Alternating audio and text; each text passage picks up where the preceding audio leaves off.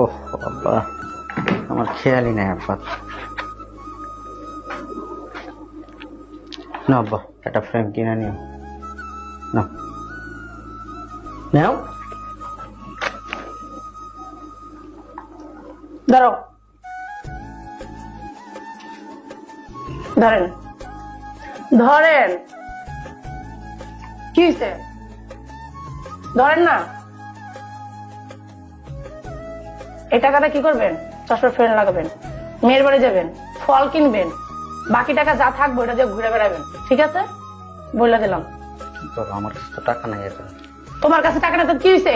টাকায় যে কাট আছে না, কাট আছে না, দেখো না কাট আছে না, এই কাট থেকে টাকা উঠাই নেবা। আর আমরা যে জায়গায় যেতেছি ওই জায়গায় ভূত নাই তো। এত কথা বলো কেন? এই যে 500 টাকা রাখছি না, শুধু গাড়ি ভাড়া দিয়ে যাবা, এই পর্যন্তই। ঠিক আছে, কাট আছে, কাট দিয়ে টাকা উঠে নেবা ব্যাংকে থেকে। আর এত টাকা দাব্বা কি করবো? আব্বা কি করবো? তোমাদের টাকা লাগে, আব্বুর টাকা লাগে না? এখন যদি আমি বলতাম আমাকে একটা শাড়ি কিনে দাও, টাকা জন্ম হয়ে যেত না? তোমার সাথে যে আব্বার তুলনা হয়। বাপের সাথে বোর তুলনা হয় না, বাপ আগে বউ পরে। বাপের সম্মান করতে শিখো নাই? তার জন্য এতগুলো টাকা দিয়ে দিবা? এতগুলো টাকা তোমার টাকা লাগে, হ্যাঁ টাকা লাগে না? হ্যাঁ কি টাকা লাগে না?